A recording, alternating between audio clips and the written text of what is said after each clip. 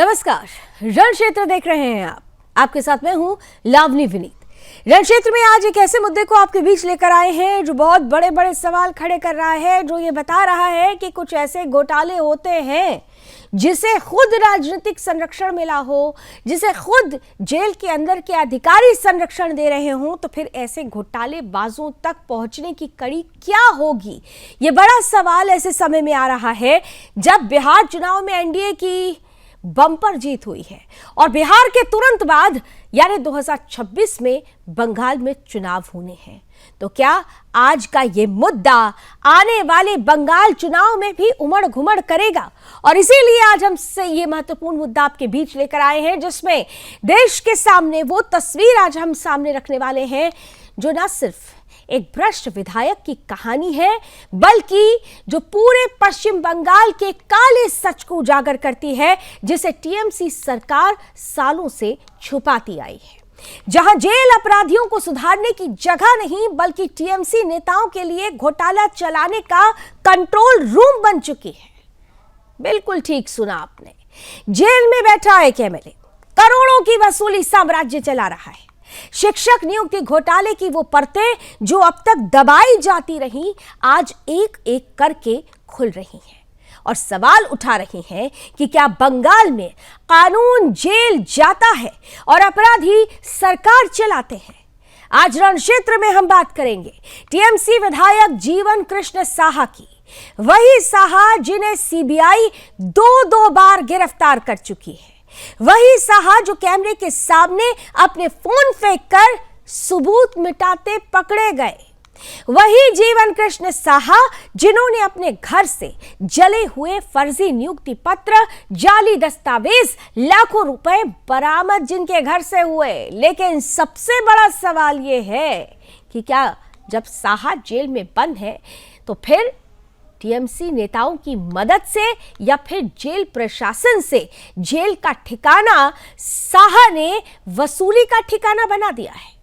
शुवेंदु अधिकारी ने बड़ा धमाका किया है, विपक्ष के लीडर हैं बंगाल में, खुलकर कहा है कि साहा जेल में नहीं बल्कि टीएमसी के भ्रष्ट साम्राज्य की वसूली फैक्ट्री में बैठा हुआ है। शुवेंदु ने तो साहा को स्कैमस्टर और जेल बर्ड की संज्ञा तक दे डाली है और आरोप लगाया कि साहा जेल के भीतर से फर्जी नियुक्ति, रिश्वत की डील और अपात्र उम्मीदवारों की भर्ती करा रहा है। यानी मेहनत आपकी, परीक्षा आपकी, लेकिन नौकरी उनकी, जो टीएमसी के नेताओं की जेब भर रहे हैं। और यह घोटाला एक विधायक तक सीमित नहीं है, यही वेब, यही नेटवर्क, यही पूरा नेक्सस बंगाल के पूरे सिस्टम में फैला है, जहां पेपर बदले जाते हैं, ऊंचे अंक बेचे जाते हैं, ओएमआर शीट्स छेड़ी जाती है और गरीब परिवारों के सपने टीएमसी नेताओं के पैरों तले कुचले जाते हैं। आज इसीलिए रण क्षेत्र में बड़ा सवाल होगा कि क्या बंगाल की जेलें अपराधियों के लिए सुरक्षित स्वर्ग बन चुकी हैं? क्या जेल से चल रहा है टीएमसी का वसूली साम्राज्य? खुलकर करेंगे बात। कुछ ही देर में जुड़ेंगे आज की अतिथि, लेकिन सबसे पहले आंख खोलती आज की ये टीजर रिपोर्ट।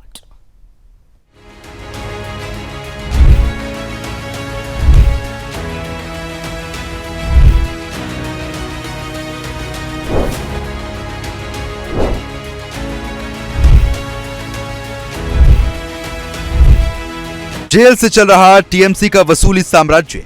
पश्चिम बंगाल, वो राज्य जहां कानून का नहीं टीएमसी के घोटालों का राज चलता है, वो राज्य जहां जेल अपराधियों की सजा देने की जगह नहीं बल्कि घोटालों का ऑपरेशन रूम बन चुकी है।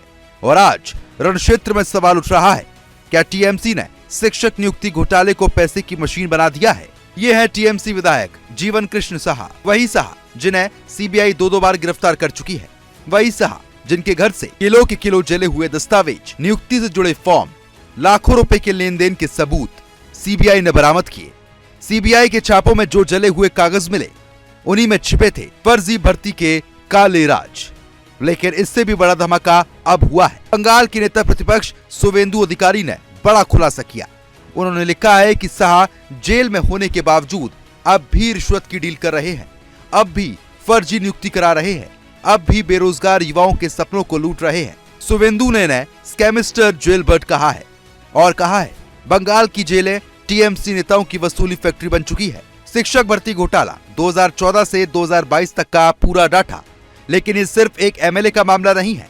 ये पश्चिम बंगाल का सबसे बड़ा शिक्षक भर्ती घोटाला है जो 2014 से लेकर 2022 तक चलता रहा।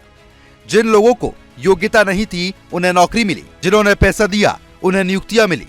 लाखों बेरोजगार युवा लाइन में लगे रहे और टीएमसी नेताओं की तिजोरी भरती रही। इन घोटालों में टीएमसी के मंत्री पार्थ चटर्जी गिरफ्तार हुए। अर्पिता मुखर्जी के घर से 50 करोड़ रुपए बरामद हुए। करोड़ों की ज्वेलरी, संपत्तियां जब्त हुई। लीगल डॉक्यूमेंट में ओएमआर शीट बदलने, मशीन से छेड़छाड़, अंक बढ़ाने के केस मिले। यानी मेहनत आपकी, नौकरी उनकी, परीक्षा आपकी, रिजल्ट उनका। सीबीआई ने जब साहा से सबूत मांगे तो साहा ने कैमरे के सामने ही अपना मोबाइल फोन फेंक कर सबूत मिटाने की कोशिश की। एक बार नहीं, 2 बार। लेकिन सवाल यह है, अगर साहा जेल में है तो डील कौन कर रहा है? कनेक्शन किसके हैं? मदद कौन कर रहा? सुवेंदु अधिकारी का दावा है जेल अधिकारी भी इस रैकेट में शामिल है। उन्होंने साहा को फोन, सुविधा और नेटवर्क उपलब्ध कराया। उन्होंने कहा कम से कम आपराधिक लापरवाही और संभवित मिलीभगत है। अब मांग की जा रही है कि ईडी वॉइस सैंपल की तत्काल जांच करे, केस को बंगाल से बाहर ट्रांसफर किया जाए, जेल अधिकारियों पर सख्त कार्रवाई हो। सवाल ये, क्या यही है टीएमसी का ईमानदारी मॉडल? क्या यही है परिवर्तन का दावा? क्या पश्चिम बंगाल की जेलें अब टीएमसी नेताओं की वसूली मंडी है? बेरोजगारों का भविष्य बेचा जा रहा है, परीक्षा का पेपर बेचा जा रहा है और सरकार चुप है। अब गेंद केंद्र की एजेंसियों के पाले में है। देखना यह है कि क्या ईडी, सीबीआई और कोर्ट इस नए जेल वाला वसूली रैकेट रोक पाएंगे या फिर बंगाल में यह भ्रष्टाचार जेल की दीवारों से बाहर और गहरा हो जाएगा। Bureau report, Sudarshan news.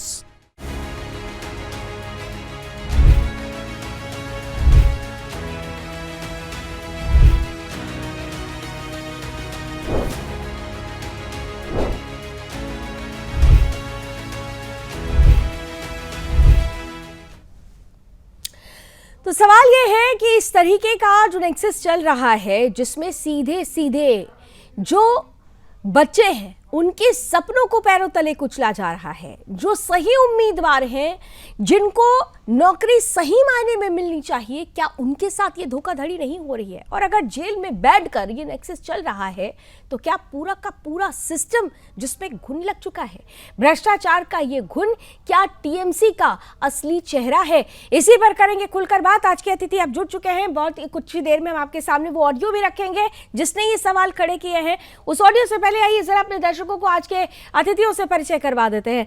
आज हमारे साथ भारतीय जनता पार्टी का पक्ष रखने के लिए रघुवीर सिंह जी जुड़ चुके हैं, बहुत बहुत स्वागत है। साथ ही साथ हमारे साथ टीएमसी का पक्ष रखेंगे विभान सिंह जी, बहुत स्वागत। कांग्रेस का पक्ष रखने के लिए शाहीन नवाज खान साहब जुड़ रहे हैं, आपका भी स्वागत है।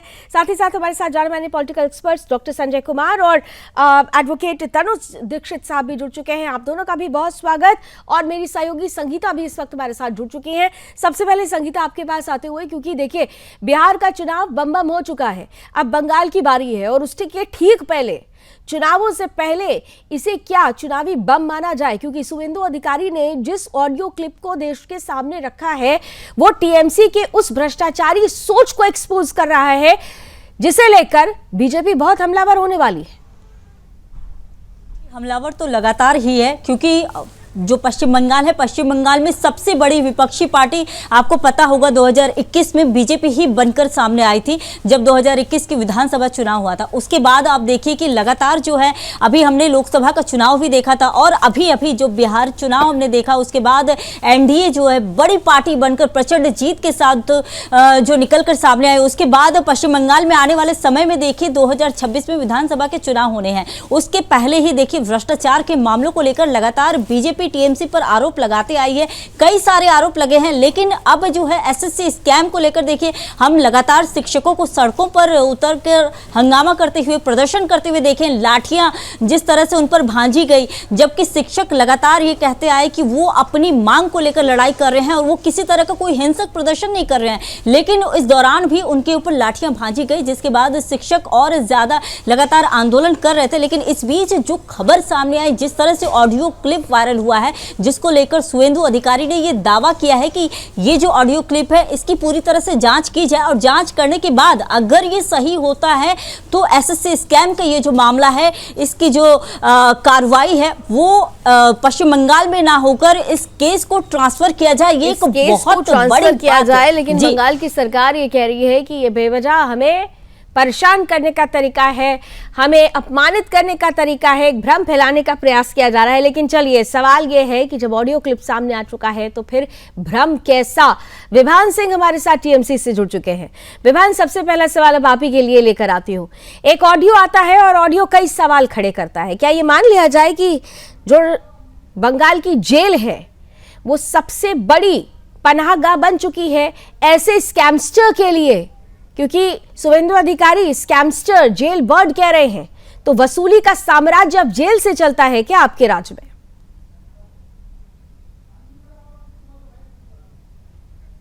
विभान, अनम्यूट कर लीजिए, आप अपने डिवाइस को अनम्यूट कीजिए, आपकी ऑडियो नहीं आ रही है।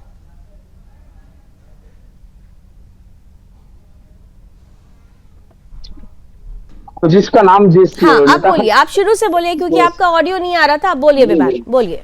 जी लावनी जी, आप जिस नेता का नाम ले रही हैं श्री शुभेंदु अधिकारी जी, उनका देखिए पैरों तले से पहले बात तो जमीन खिसक गई है।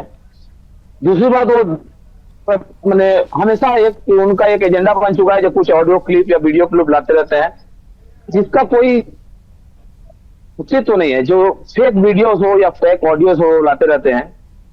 जैसा कि आप देखिएगा, उनका तो प्रत्यक्ष रूप से आप देख सकते हैं नालंदा में वो पैसे लेते हुए पकड़े गए हैं और बीजेपी के वॉशिंग मशीन में जाकर वो धुल कर अभी साफ हो गए। उन्हीं को लेकर ये लोग अपना जो बीजेपी वाले हैं उन्हीं के ऊपर आश्रित है और उन्हीं को लेकर सोचते हैं कि बंगाल को ये किया जा सकता है।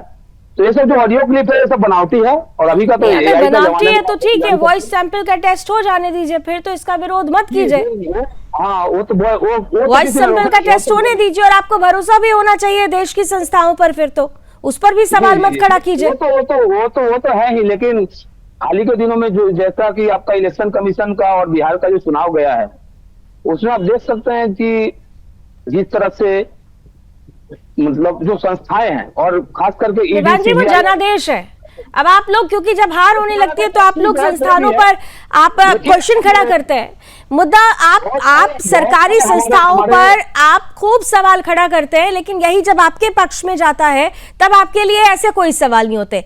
यहाँ पर सीधा सवाल है, एक ऑडियो क्लिप आती है, उस ऑडियो क्लिप पर अगर आपको संशय है, अगर आपको लगता है कि ये सिर्फ टीएमसी सरकार को बदनाम करने की एक साजिश है, तो फिर वॉइस सैंपल की टेस्टिंग होनी चाहिए और टेस्ट केवल बंगाल में ही क्यों? अगर आप सच्चे हैं तो देश क्या दुनिया के किसी भी कोने में अगर इसकी जांच होगी तो आप सच पाए जाएंगे। क्यों घबरा रहे हैं? भरोसा नहीं है, देश की सारी एजेंसियां बिक चुकी हैं और इनके हाथों में है, सारे चीज तो इनके हाथों में है। आप देख सकते हैं जैसा कि रघुवीर जी, देश की एजेंसियां बिक चुकी हैं, देश में सारी चीजें आपके हिसाब से चल रही है और आपने ये तय कर लिया है कि भाई अब तो आप भ्रम फैलाएंगे, आप खामखा बदनाम करेंगे टीएमसी को, ये आरोप लगा रहे हैं। और जमीनी स्तर में 26 में फिर से टीएमसी की वापसी होगी, आप देख के रख लीजिए। और क्या बदनाम किया रघुवीर जी, ये विधायक जी जो गिरफ्तार हुए जिनकी ये ऑडियो लीक हुई है, हमने देखा है कि इससे पहले जब ईडी उनको अरेस्ट करने गई थी तो कैसे वो मोबाइल फोन जो है तालाब में फेंक कर जो है सबूत मिटाने का काम किए हैं। तो इन्हें क्या हम बदनाम करेंगे? अगर ये बहुत ही मतलब शर्मनाक बात है कि हमारे भाई ऐसा कह रहे हैं कि सभी एजेंसियां बिक चुकी हैं, क्योंकि इनको ऐसा लगता है तो ये वही सोच रखते हैं। पर हमें हमारे देश की सभी एजेंसियों पे पूरा भरोसा है।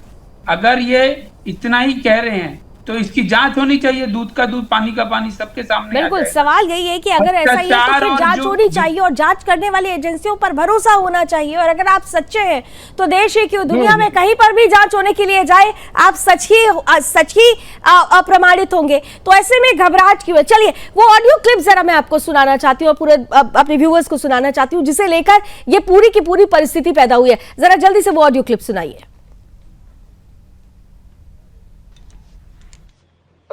হ্যাঁ স্যার, বলছি টাকাটা চলে এসছে। হ্যাঁ, আমি পাঠাচ্ছি, ঠিক আছে? আর বলছিলাম যে স্যার তাহলে আমার ওই 15,50,000 আপনাকে দেওয়া হলো, হ্যাঁ। আর স্যার বলছি কি যে স্যার বলি ফোনে ফোনে ওটা না এখন বুঝতে দাও, আমি তো বললাম, তো আমি তো বলে দিলাম। আচ্ছা ঠিক আছে, আর বারবার আচ্ছা ঠিক আছে বেশ। স্যার বলছি কি যে ওইটা এটা কেটে দিল ফোনটা কেটে দিল। হ্যালো, হ্যাঁ স্যার বলছি টাকাটা চলে এসছে, হ্যাঁ আমি পাঠাচ্ছি, ঠিক আছে। আর বলছিলাম যে স্যার তাহলে আমার ওই 15,50,000 আপনাকে দেওয়া হলো, হ্যাঁ। আর স্যার বলছি কি যে স্যার বলি ফোনে ফোনে ওটা না এখন বুঝতে দাও, আমি তো বললাম, তো আমি তো বলে দিলাম। আচ্ছা ঠিক আছে, আর বারবার আচ্ছা ঠিক আছে বেশ। স্যার বলছি কি যে ওইটা এটা কেটে দিল ফোনটা। तो यहाँ स्पष्ट है, आप सभी ने सुना कि यहाँ पर वो महिला कह रही है कि 15,50,000 मैंने दे दिए आपको, और उधर से विधायक साहब ये कहते हैं, जैसा कि तथाकथित ये इस ऑडियो क्लिप के लिए कहा जा रहा है सुवेंदु अधिकारी की तरफ से, कि भाई उसके बाद विधायक जी बोलते हैं कि भाई फोन में ये सब ठीक नहीं है, फोन कट जाता है। लेकिन ये जो 15,50,000 रुपए वो महिला कह रही है, रघुवीर जी अब तो यहाँ पर ऑडियो क्लिप ये सामने है कि साफ तौर पर ये कहा जा रहा है कि 15,50,000 भेज दिया है, और उधर से आवाज आती है कि भाई ये सब बातें फोन पर मत करो। देखिए, तृणमूल कांग्रेस जो है ये भर्ती घोटाले ऑडियो बढ़ा दीजिए थोड़ा। पूरा लिप्त है। हम लोगों ने देखा छोटा से लेके बड़े नेता सभी इसमें जो है, सभी ने पैसा सबके पास गया है। ये जो जीवन शाह जी हैं, इनको जब ईडी पकड़ने जाती है तो ये दीवार टपक के भागने की कोशिश किए, मोबाइल को जो है तालाब में फेंक के सबूत मिटाने का काम किया। तो ये तो साबित है कि वो मान चुके हैं कि उन्होंने ये भ्रष्टाचार किया है, इसीलिए वो भाग रहे थे। और जब अरेस्ट हो गए हैं, हमने देखा है इससे पहले भी जितने नेता जो हैं, इनके जब अरेस्ट होते हैं तो उनको कभी गवर्नमेंट हॉस्पिटल में भर्ती कर दिया जाता है, उनको सभी सुख सुविधाएं वहां दी जाती हैं कि वो अपनी जो है नेताओं का नाम ना ले, उन्हें ये कहा जाता है उन्हें। बिल्कुल, लेकिन उससे भी बढ़कर सबसे बड़ा सवाल ये है, उससे भी बढ़कर सवाल ये है कि जेल के अंदर बैठकर अगर वसूली का साम्राज्य चल रहा है तो ये नेक्सस कोई छोटा नेक्सस नहीं है, ये बहुत बड़ा नेटवर्क है। हमारे साथ शाहीन नवाज खान साहब भी कांग्रेस से जुड़े हुए हैं। शाहीन साहब, आप लोगों का क्या स्टैंड है? क्योंकि आप लोगों ने देखिए बिहार में बहुत ज्यादा बेरोजगारी और युवाओं की बात की, यहां पर भी तो उन्हीं युवाओं के साथ जो योग्य युवा हैं उनके साथ ये सीधा उन्हें उनके साथ ये धोखा किया जा रहा है, क्योंकि वो लोग नौकरी ले लेंगे जो बिल्कुल योग्य है ही नहीं, योग्यता के आधार पर वो जीरो हैं। जो योग्य है वो उसके सपने पैरों तले कुचले जा रहे हैं। यहाँ पर भी तो बेरोजगारी है। बिल्कुल आपने सही कहा, और मैं यही इंतजार कर रहा था कि 18 मिनट की डिबेट हो चुकी है जहां तक आपकी, और कब मौका मिलता है बोलने के लिए। देखिए, कांग्रेस पार्टी ने उस वक्त भी इस चीज की मुखालफत की थी जब पार्थो चटर्जी का नाम आया था, ये स्कैम हुए थे। कांग्रेस पार्टी हमेशा इस चीज के खिलाफ बात करती आई है, सिर्फ बंगाल में नहीं पूरे हिंदुस्तान के अंदर। हम आज भी किसी भी स्कैम का सपोर्ट नहीं करते हैं, हम खुलकर विरोध करते हैं इसका। हमारे नेता अधीर रंजन चौधरी जी, अब्दुल मन्नान साहब स्कैमस्टर्स की पार्टी के साथ इंडी गठबंधन बना लेते हैं, लेकिन आप फिर कह रहे हैं कि हम सपोर्ट नहीं करते हैं। तो ठीक है, फिर गठबंधन किस काम का? अगर आप इनको कह रहे हैं ना, आपने कहा 18 मिनट के बाद आपको मौका मिला, तो मैं आपसे सवाल बहुत बड़ा पूछ रही हूँ, और अगर आपने इसका दिल से सही जवाब दे दिया तो ये पूरे डिबेट की मास्टर स्ट्रोक होगी। क्या इस बार अगर आप ये कहते हैं कि टीएमसी को अगर आप स्कैमस्टर्स की पार्टी कहते हैं, अगर आप मानते हैं कि ये युवाओं के साथ धोखाधड़ी कर रही है, तो क्या इस बार चुनावों से पहले इंडी गठबंधन से, टीएमसी से आप अपना नाता तोड़ लेंगे? मैं पूरी जिम्मेदारी के साथ ये कहना चाहूंगा कि हमारे नेता राहुल गांधी ने अच्छी और सच्ची राजनीति का हमेशा दामन थामा है, और उन्होंने इस तरह की घटना को कभी भी सपोर्ट नहीं किया है। रही बात कि आप जिस साथ देने की और नहीं देने की बात कर रहे हैं, तो मैं ये कहना चाहूंगा कि टीएमसी को अगर सबसे ज्यादा किसी का सपोर्ट मिला है तो वो भाजपा सरकार है। मुझे पता था आप घूम कर इधर ही आएंगे। आपने कहा कि सपोर्ट कभी राहुल गांधी ने नहीं किया, लेकिन मौन साधना भी रही। अधीर रंजन चौधरी जी को छोड़ दिया कि आप खुद बोलिए, लेकिन खुद मौन साधना करके रखे हुए थे। यानी ये स्पष्ट है कि मौन साधना भी तो ये सपोर्ट ही होता है, साइलेंट सपोर्ट। साइलेंट सिस्टम तो आप उस सिस्टम का हिस्सा बन ही गए थे ना। सपोर्ट दिया है और हमारे नेता, तो मैंने इसीलिए तो पूछा कि इंडी गठबंधन से टीएमसी का नाता तोड़ देंगे, कांग्रेस टीएमसी से नाता तोड़ेगी। सुन लीजिए, सुन तो लिया ना सर, अब मेरी सवाल का भी तो जवाब दीजिए। इसकी जांच होती है, सच्चाई के साथ इसकी जांच होनी चाहिए, ये नहीं कि इसको सिर्फ चुनावी मुद्दा बनाया जाए। ये बड़ा अच्छा है, ये लॉलीपॉप भी अपनी पट भी अपनी ये नहीं चल रहा है। एक तरफ आप कह रहे हैं कि घोटाले के साथ नहीं, दूसरी तरफ आप बीजेपी को ले रहे हैं और कह रहे हैं जांच होनी चाहिए। तो जांच हो रही है तो कह रहे हैं कि जांच जरा बंगाल से बाहर हो जाए तो ज्यादा अच्छा होगा, दूध का दूध पानी का पानी हो जाएगा। जल्दी से रघुवीर जी जवाब दे दीजिए, संजय जी और तनुज जी इंतजार कर रहे हैं। मैं नवाज भाई से का भी नाम आया था, फिर वो क्या भाजपा में जाकर रघुवीर जी काउंटर आंसर। हजारों बच्चे, हजारों लोग जो हैं उनको प्रभावित हुए। कितनी बार राहुल गांधी ने उनके पक्ष में आके आंदोलन किया है और बयान दिया है, गिना दें। ये सिर्फ अपनी परिवार के लिए राजनीति करना चाहते हैं, जनता के लिए इनके पास कोई मुद्दे नहीं है। ये जनता के लिए राजनीति करना नहीं चाहते हैं।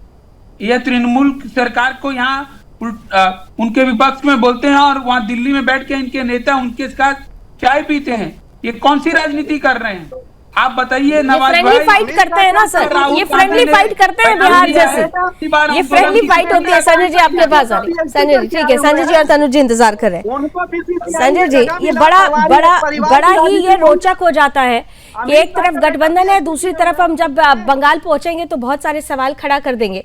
लेकिन इन सबके बीच ये ऑडियो क्लिप, जांच होनी चाहिए और उसके बाद दूध का दूध पानी का पानी होगा। लेकिन सवाल ये है कि अगर ये ऑडियो क्लिप सामने रखा गया है इस तथ्य के साथ कि जेल में बैठकर वसूली का पूरा साम्राज्य चल रहा है, तो ये टीएमसी सरकार, उसके सिस्टम पर एक बहुत बड़ा काला धब्बा है। और निश्चित रूप से काला धब्बा है, क्योंकि उनका ट्रैक रिकॉर्ड देख लीजिए ना। पहले बार दो बार सीबीआई उनको इंट्रोगेट कर चुकी है, वो रहे हैं कहीं ना कहीं से इस तरह के कार्यों में लिप्त।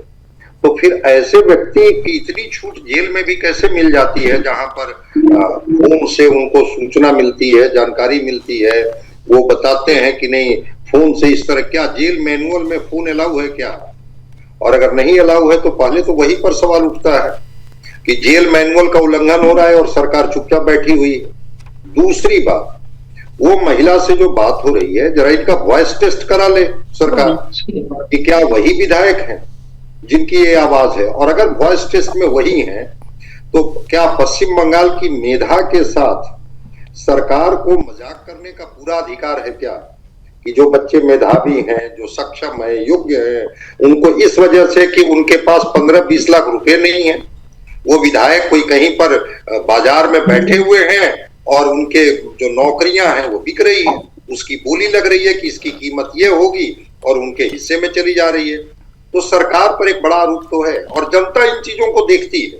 देखिए, पार्टियां इसको नकारे, पार्टियां स्वीकार करे, ये इंपॉर्टेंट नहीं रहता। इंपॉर्टेंट ये रहता है कि जिस घर के मेधावी बच्चे अगर वंचित रह जाते हैं और इस तरह से बैकडोर से पैसे दे करके और कहीं ना कहीं से सेटिंग के माध्यम से किन्हीं की नियुक्ति शिक्षक में, कैसी शिक्षा और कैसे शिक्षक बहाल हो रहे हैं ये भाई बंगाल में, कौन सी योग्यता होगी इनके पास, कैसा भविष्य गढ़ेंगे, एक सवाल तो है।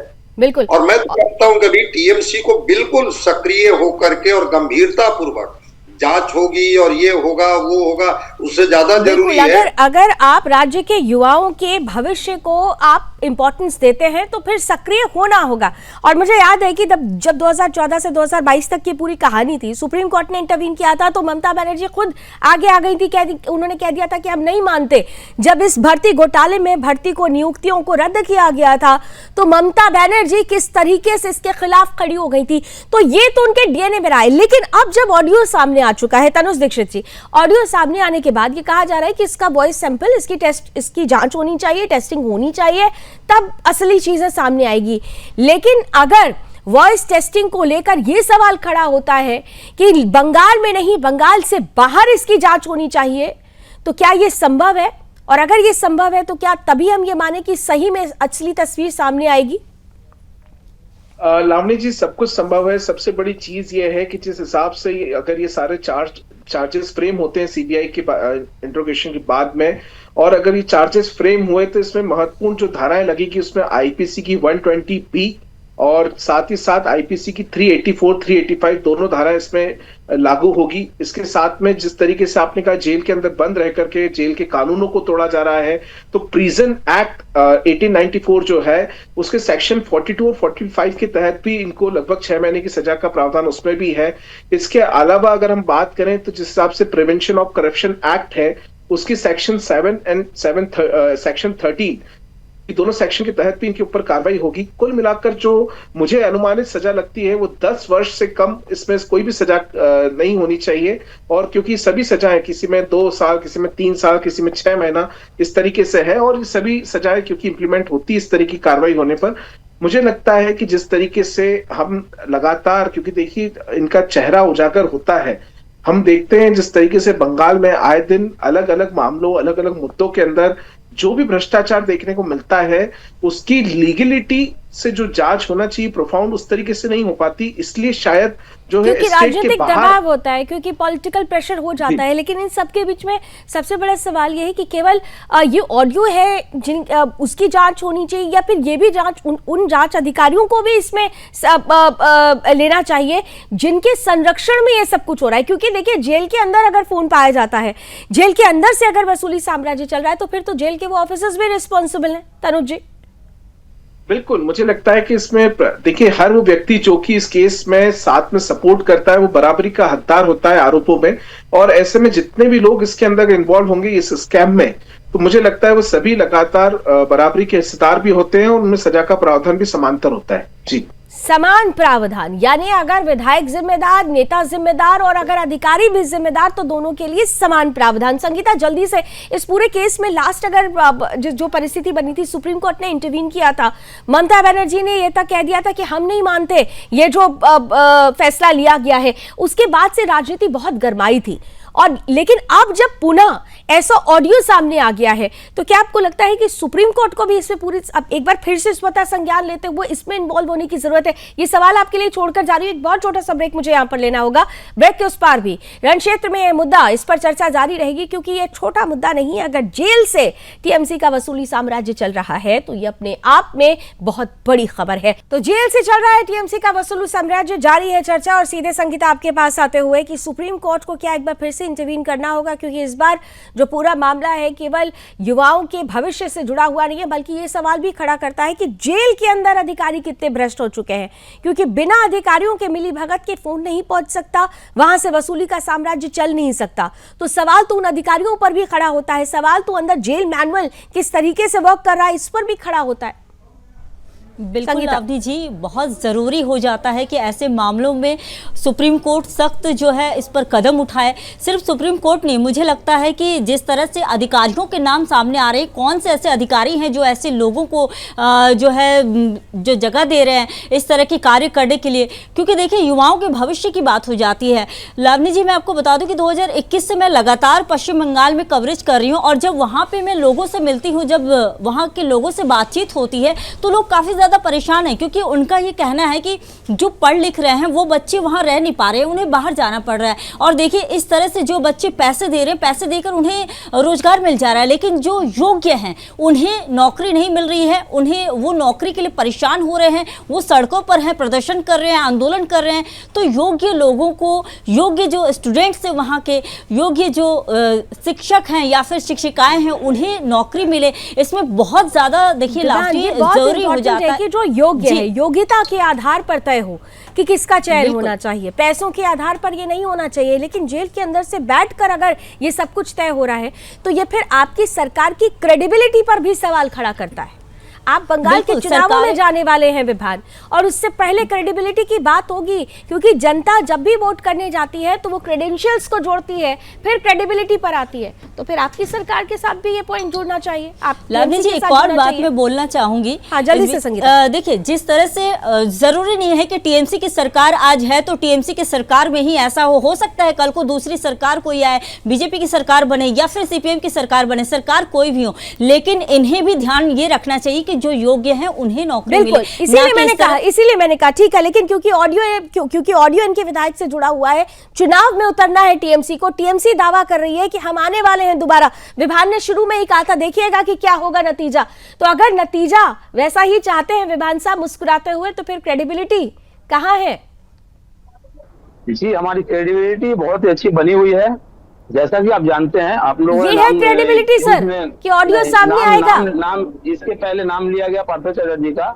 हमारे दल ने उसका संज्ञान लेते हुए उनसे सारा नाता तोड़ दिया है, और इसलिए किसी को भी जो इन सब चीजों में शामिल है उनसे हमारी सरकार किसी तरह से सहमत नहीं है। तीसरा सवाल है कि 2021 के इलेक्शन के पहले भी ऐसे ईडी, सीबीआई और बहुत सारे मुकदमे जो फेक भी थे, कुछ थे जिनको सजा मिली, उनसे हमारा पार्टी ने प्रतिक्रिया संज्ञान लिया, उनसे नाता तोड़ा। आप जिसके ये ऑडियो क्लिप जिसने सवाल उठाए हैं श्री सुवेंदु अधिकारी जी को, उनका नारदा कांड का जो स्कैम है, पैसे लेते पकड़े गए, उसके ऊपर तो कोई बहस नहीं हो रही है। लावनी जी, आपसे एक अनुरोध है कि कम से कम एक बार सुवेंदु अधिकारी के ऊपर डिबेट रखिए। ये नारदा से पैसा लेते हुए पकड़े गए नारदा कांड में, आप भूल गए कि उसके बाद डिबेट्स हुई थी। आप भूल गए कि उसके बाद डिबेट्स हुई थी, लेकिन आज की डिबेट से मुझे ऐसा लग रहा है कि आप भाग रहे हैं। मुझे ऐसा लग रहा है आप सुवेंदु अधिकारी पर सवाल खड़ा कर रहे हैं। लेकिन मैं आपसे पूछती हूँ विभान जी, मैं आपसे पूछती हूँ कि अगर आप लोग इतना सही है, आपको अपने ऊपर इतना भरोसा है, तो फिर जांच से डर क्यों? होने दीजिए ना जांच। जांच से डर क्यों हो रहा है? आपको संवैधानिक संस्थाओं पर भरोसा नहीं, आपको इस देश के न्यायालय पर भरोसा नहीं, आपको चुनाव आयोग पर भरोसा नहीं, तो किस पर भरोसा करेंगे आप? आपका भरोसा किस पर जाकर टिकेगा? वो जो घुसपैठिए जो आपके वोट बैंक है, उन पर भरोसा कर लेंगे आप?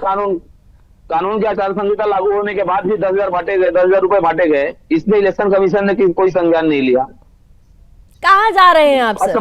कहाँ जा रहे हैं? मुझे हंसी आ रही है। मुझे हंसी आ रही है। आप लोग जब ये सवाल खड़े कर रहे हैं ना, तो आपको पता है कि आप चुनाव आयोग का अपमान नहीं कर रहे हैं, यहाँ पे आप जनादेश का अपमान कर रहे हैं, आप जनता का अपमान कर रहे हैं, आप जनता का अपमान कर रहे हैं। जनता का मूड भापिए, जनता को समझिए।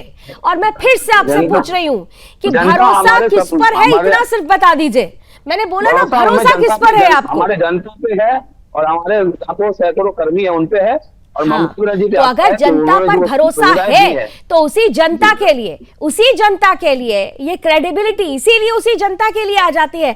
रघुवीर जी, सीधे आपके पास आते हुए देखिए, ये पूरी परिस्थिति बन रही है कि आपको नहीं लगता कि एक सिस्टमैटिक तरीके से एक नेक्सस काम कर रहा है, लेकिन जब भी इस नेक्सस को हम ब्रेक डाउन करने की कोशिश करेंगे तो देश की संवैधानिक संस्थाओं पर सवाल खड़ा कर देंगे। रघुवीर जी, भ्रष्टाचार और तृणमूल कांग्रेस, ये दोनों रघुवीर जी को ऑडियो बढ़ाइए प्लीज, स्टूडियो ऑडियो बढ़ाइए। ये दोनों एक है, ये दोनों एक दूसरे से अलग नहीं हो सकते। आज बच्चे, आज समाज का हर श्रेणी का वर्ग, चाहे वो टीचर हो, स्टूडेंट हो, काम करने वाले हों, नौकरी करने वाले हों, अपने डॉक्टर हों, हर समाज का हर हिस्सा आज रास्ते पे आंदोलन कर रहा है, अपनी मांगों को रख रहा है। तो तृणमूल कांग्रेस किस क्रेडिबिलिटी की बात कर रही है? आज ये क्रेडिबिलिटी इनका नष्ट हो गया। आज ये पार्थ चटर्जी की बात करते हैं। पार्थ चटर्जी कैबिनेट मिनिस्टर थे, उन्होंने इतना बड़ा घोटाला कर दिया, ममता बनर्जी को कुछ नहीं पता था। वो कहती है मुझे कुछ मालूम नहीं था, तो वो कैसी सीएम है? क्या क्रेडिबिलिटी है? उनका इतना बड़ा नेता, इतना बड़ा मंत्री, इतना बड़ा घोटाला कर गया, उनको पता नहीं चला, और ये क्रेडिबिलिटी की बात करती है। अगर आपके कहने के मुताबिक अगर ममता बनर्जी और दल को माँ माटी मानुष की सरकार कहने वाली ये तृणमूल कांग्रेस किस तरह इस बंगाल से लुप्त हो जाएगी, जिसका नामो निशान नहीं रहेगा। काउंटर आंसर जल्दी से, शाहीन साहब के पास जाऊंगी इसके बाद। ये तो आपको बताना मैंने, जैसे कि उन्होंने कहा कि ममता बनर्जी को पता था, अगर उनको या उनका कुछ रहता तो उनके ऊपर भी मुकदमा चलता ना। अरे वो सारी कैबिनेट संस्थाएं तो मिनिस्टर इन्हीं थे, के, जैसा कि शुरुआत से मैं हम आम आदमी कह रहे नहीं हैं, हम क्यों कह आपके तृणमूल कांग्रेस के टॉप 3 विरोधी नेताओं में से थे। विरोधी मौदी हकीम ने खुद कहा है दलों की आवाज को कि दबाया जा रहा है, पार्थिव कुचला जा रहा है, दोषी है तो हम किसान सब आंदोलन को कैबिनेट कुचला के जा रहा है, जितने लोग हैं, सारे देश हम सब में भी दोषी हैं। भ्रष्टाचार ये लिप्त हम है, नहीं, सारी आपके एजेंसी इन्हीं की मुख्यमंत्री तरफ कह है। रहे हैं। और ये बात करने आते, ये बात करने आने से इनको जैसे मुंह की खानी पड़ी थी 21 में, देखिए हमारे दल नेत्री और अभिषेक भाई ये बता दिया है कि 30 सीट भी नहीं पाएंगे ये। प्रधानमंत्री कह रहे हैं कि वो गंगा तो नदी आने बिहार से वाला वक्त निकल कर बताएगा। बंगाल जाती है और फिर बंगाल की खाड़ी में गिरती है, ये कह चुके हैं प्रधानमंत्री। हालांकि शाहीन साहब जल्दी से आपके पास आते हुए, बंगाल का जो ये पूरा सिस्टम है, मैं बार बार क्रेडिबिलिटी की बात कर रही हूँ, इस सिस्टम में क्रेडिबिलिटी और क्रेडेंशियल्स का बहुत ज़्यादा इंपॉर्टेंस होने वाला है। और ख़ासतौर से जब अभी बिहार का रिजल्ट आया है, उसके बाद 2026 में जब आप सभी पार्टियां चुनावी मैदान में होंगी, सवाल ये नहीं है कि जेल से ये सारी चीज़ें चल रही है, सवाल ये है कि जेल के अंदर रहते हुए भी अगर वसूली हो रही है और इस वसूली में उन लोगों से पैसे लिए जा रहे हैं जिनकी योग्यता बिल्कुल ज़ीरो है, तो आप किस आधार से उन युवाओं से वोट मांगेंगे जो कि योग्य है? ये तो उनके साथ धोखाधड़ी हो जाएगी। कांग्रेस इस मुद्दे को लेकर किस तरह से चुनावी मैदान में उतरेगी? देखिए, मैं एक ही बात कहना चाहूंगा कि वही रफ्तार बेढंगा जो इनका है वो उनका है। दोनों एक सिक्के के दो पहलू हैं, आप इस बात को समझिए। आज ये नई बात नहीं है, बंगाल में जब से ये सरकार आई है किसी न किसी स्कैम में घिरी रही है, लेकिन केंद्र सरकार ने क्या स्टेप लिया? सीबीआई और ईडी कब सक्रिय होती है? जब चुनाव आता है। सीबी और ईडीआई ने जिस शख्स को अरेस्ट किया, जो एमएलए हैं, आप अभी जीवन बाबू के बात कर रहे हैं, तो उन्हें जेल में इतनी छूट मिली हुई है, क्यों नहीं सीबीआई ईडी इसके ऊपर कड़ा स्टेप ले रही है? बड़ा अजीब लगता है, इसी सीबीआई और ईडी पर आप लोग सवाल खड़े करते हैं। आज आपको सीबीआई और ईडी याद आ रही है और आप कह रहे हैं एक सिक्के के दो पहलू हैं। तो मैं तो आपसे कह रही हूँ ना कि तोड़ दीजिए ना उस गठबंधन में जिसमें आपको लगता है कि टीएमसी भ्रष्टाचारी है। आप नाता भी नहीं तोड़ते हैं, मतलब जहां आपको लगेगा सेलेक्टिव अप्रोच, यहाँ अच्छा है तो आप सेलेक्ट करेंगे, वहां हमारी नहीं बनती तो आप रिजेक्ट करेंगे। ये सिलेक्शन और रिजेक्शन बड़ा आपका सहूलियत के हिसाब से चलता है। लवली जी, कांग्रेस पूरी जिम्मेदारी के साथ कहेगी कि उसका नाता न कभी भ्रष्टाचारी, मतलब आप ये कहेंगे कि ईडी और सीबीआई से जांच हो, मतलब सीबीआई और ईडी से जांच हो। सुन लीजिए, नहीं, जो मैं पूछूं पहले बताइए, सुन रही बिल्कुल हो, बिल्कुल हो। जो जांच, जो आपको भरोसा है सीबीआई और ईडी पर, आपको भरोसा है सीबीआई और ईडी पर? आ जाते हैं जब टीएमसी के स्कैमर बीजेपी में आ जाते हैं, आपको भरोसा है सीबीआई और ईडी पर? सवाल ये है, भरोसा है आपको सीबीआई और ईडी पर? निष्पक्ष जांच होनी चाहिए, मुझे इस पे भरोसा है। अरे फिर बताइए ना, तो सीबीआई और ईडी आपने कहा जांच होनी चाहिए, तो मतलब आपको भरोसा है, फिर आप ये मत कहिएगा। देखिए, इससे पहले भी सीबीआई और ईडी के माध्यम से बहुत सी जांचें हुई हैं। देखिए, कांग्रेस को अपना स्टैंड क्लियर करना होगा। घड़ी के पेंडुलम की तरह आप इधर उधर करते रहेंगे तो वही हाल होगा जो बिहार में हुआ है, वही हाल होगा जो राष्ट्रीय स्तर पर आपकी पार्टी का हो रहा है। स्टैंड क्लियर कीजिए, स्टैंड क्लियर कीजिए। धनुष दीक्षित जी, जल्दी से, what should be done next?